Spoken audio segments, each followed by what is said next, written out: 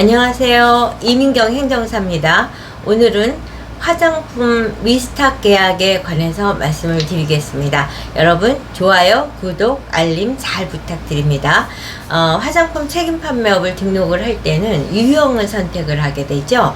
유형에는 직접 제조하는 영업, 또 위탁 제조하는 영업, 또 수입 판매하는 영업, 뭐 이런 식으로 이제 세 가지 분류로 되어 있는데, 제가 맨 처음에 행정사를 시작했을 때는 의뢰인에게 큰 선물을 한다 생각하고 앞으로 세 가지를 다 할 수가 있으니까 세 가지를 다 체크를 해드렸어요.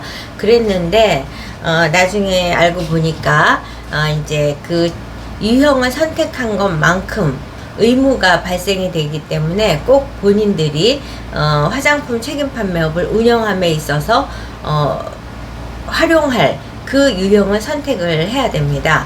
오늘은 그 중에서 위탁 제조하는 영업에 대해서 말씀을 드리겠습니다.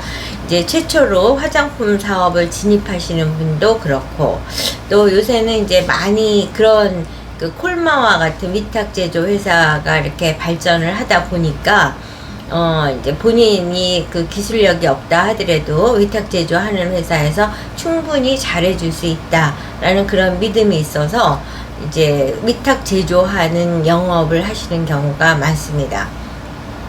그럴 때 이제 유의해야 될 점은 뭐냐면, 위탁 제조를 할 적에 그 계약서 상의 내용에 있어서 위탁자에게 불리하냐 또는 수탁자에게 불리하냐 또는 뭐 유리하냐, 이러기보다는 가장 중립적이고 합리적인 위탁 계약서를 작성을 하는 것이 매우 중요합니다. 그런데 이제 본인들이 그걸 직접 작성을 하다 보면은 굉장히 불안한 마음이 생기는 거죠. 본인이 위탁자이긴 하지만 수탁자에게만 유리하고 불리하게 돼서 장기적으로 사업을 영위함에 있어서 불리한 조건으로 인해 피해가 생기거나 영업이익이 최소화되는 이런 문제점은 없을까 하는 불안감에 이제 위탁 계약서 사인을 하기 일보 직전에 이제 이민경 행정사에게 연락을 주시는 분이 많습니다. 왜냐하면 이민경 행정사는 국회 보좌관 시절에 화장품법을 제정한 사람이고, 또 지금 8년 동안 화장품 책임 판매업과 제조업을 가장 많이 등록한 사람이다 라고 해도 과언이 아니다 보니까 1000여 회사 이상이 이제 이민경 행정사를 통해서 등록을 했고, 그분들께서 이제 사업을 운영을 하면서 여러 가지 질문 사항이 있으면 이건 어때요, 저건 어때요, 이렇게 질문을 많이 해 오신 덕분에 제가 케이스 부자가 된 거죠. 케이스 부자가 됐기 때문에 위탁 계약서의 행간을 읽어낼 수 있고, 어느 것이 위탁자에게 유리한 조문이 될 수 있는지를 분석할 수 있는 안목을 갖게 됐습니다. 그러면 이제 화장품 책임 판매업을 운영함에 있어서 위탁 계약을 할 때 과거에는 제조 과정에 대한 위탁 OEM 계약이 주였습니다. 그에 비해서 지금은 굉장히 다양한 위탁 계약서를 작성들을 하고 계시더라고요.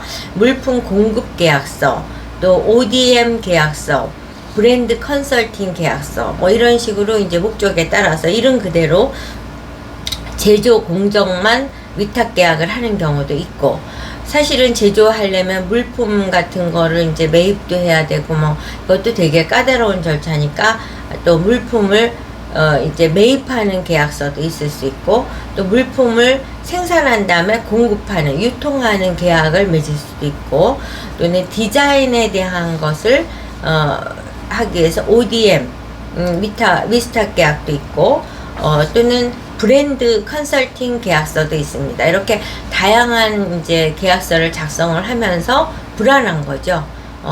그래서 이제 사실 제가 위탁 계약서를 검토해드리기 위해서 보다 보면은 수탁자에게 유리한 내용으로 되어 있는 경우가 굉장히 많습니다. 그래서 이제 한 예를 들자면 브랜드 컨설팅에 있어서도 브랜드라는 게 이름을 정함에 있어서 최초 생산하고 유통하는 과정, 그 과정이 이제 가장 그 브랜드 컨설팅 해주신 분이 기여했다고 볼 수 있지만, 매번마다 계속 생산해서 유통할 때마다 러닝 개런티를 요구한다. 뭐 이러면은 굉장히 이건 부당한 거죠. 러닝 게이트를 브랜드 한번 정해주고 계속 생산 판매할 때 러닝 게이트를 요구한다.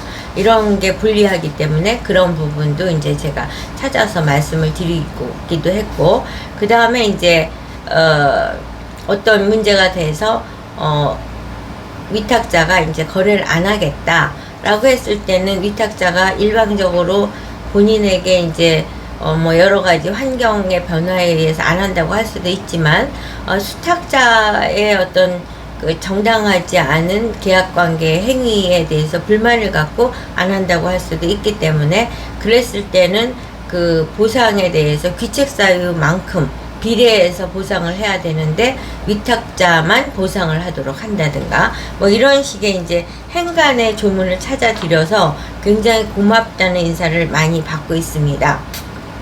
이렇게 각종 위탁계약서의 조문들을 보면은 제조물 책임과 품질 보증에 대한 항목들이 있습니다. 뭐 제조사 하자가 있다든가 규격의 하자가 있다든가 표시광고 관련해서 과대광고에 잘못 표시가 됐다든가, 이런 문제가 발생됐을 때 과연 위탁자가 책임을 질 것이냐 수탁자가 책임질 것이냐, 또 이와 같이 이제 위탁과 수탁 관계를 하면은 위탁자가 수탁자에게 대금을 지급을 해야 되는데, 그 대금을 지급한 것을 이제 어떻게 계약금, 잔금을 어떤 식으로 지급을 할 것이니, 이런 것도 계약서상에 명료하게 하지 않았을 때는 분쟁의 소지가 될 수가 있는 거죠. 또 지식재산권과 비밀유지, 이 화장품에 있어서는 레시피, 그 성분 구성비나 비율이나 이런 것, 또 어떤 성분을 넣느냐에 따라서 제품의 품질이 하늘과 땅이 될 수 있기 때문에, 그 레시피를 이제 제조만 위탁받아서 하는 수탁회사가 그 내용을 다른 회사에게 비밀을 공개한다 이러면 안 되겠잖아요. 그러니까 지식재산권이나 비밀 유지에 대해서도 정확하게 기재하는 것이 중요하고, 또 원부자재 공급 및 보관, 이제 생산을 하다 보면은 보통 위스탁할 적에 이제 사람들이 콜마와 같은 큰 회사들을 엄두를 못 내는 게, 그 한 번 생산량을 수천 개, 수만 개를 하기 때문에 소기업의 그렇게 콜마 같은 회사하고 계약하기는 쉽지가 않습니다. 그래서 이제 분소업체들하고 하는데, 그랬을 때 적어도 몇백 개, 뭐 1000개를 한다 그러면 원부자재나 그런 것들을 이제 1회 생산량만큼도 들여오지만, 또 계속 생산을 이어가서 한다면은 그런 원부자재나 원료 같은 거를 보관을 해놔야 되는데, 계약을 해지를 했다든가 종료됐을 때 과연 그 원부자재 공급 및 보관을 어떻게 할 것인지, 이런 것들에 대해서도 상세하게 기재를 해야 되고, 계약 해지를 하는 조건은 어떤 조건이다, 그냥 뭐 우리 흔히 나쁜 말로 해서 꼴리는 대로 나 그만할래, 이거는 안 된다는 것이죠. 이런 조건들을 구체화시켜서 타당한 상호간의 합의에 의해서 계약을 해지한다든가, 이런 조건도 상세하게, 가능하면 계약서에는 디테일할 때 분쟁의 소지는 최소화할 수 있다는 점을 이제 강조해 드립니다.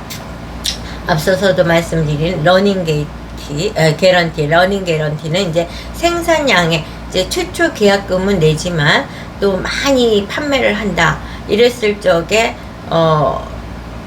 수탁자 입장에서는 굉장히 이제 부당하다고, 그 누구는 막 돈을 버는데 자기는 그렇게 많이 기여했음에도 불구하고 구경만 해야 된다, 뭐 이런 그 불균형의 현상을 최소화하기 위해서 러닝 개런티 같은 제도를 만드는 거죠. 그랬을 때 그 비율은 과연 판매가에 얼마 또는 이익률에 얼마, 이런 식으로 이제 구체적인 것을 명시해서 계약을 했을 때 이런 것까지 적어 넣었을까? 라고 할 정도로 계약 조건을 디테일하게 넣는 것이 어떤 문제가 발생됐을 때 분쟁을 최소화할 수 있는 장점이 있다는 점을 여러분께 강조해 드리면서, 이제 사실 이 세상 만사가 아는 만큼 보이는 거기 때문에 이제 그냥 이런 경험이 많지 않은 입장에서 위탁계약서를 검토하는 과정에서는 하얀 건 종이요, 까만 건 글씨요, 이렇게 해석이 되지만 이민경 행정사와 같이 국회에서 보좌관을 22년을 했고 더욱이 화장품법을 제정까지 했고 지금 대한민국에서 최고 많은 화장품 책임 판매업과 제조업 등록을 성공적으로 해드린 입장에서는 행간이 읽히고 띄었어요. 문장과 문장 사이에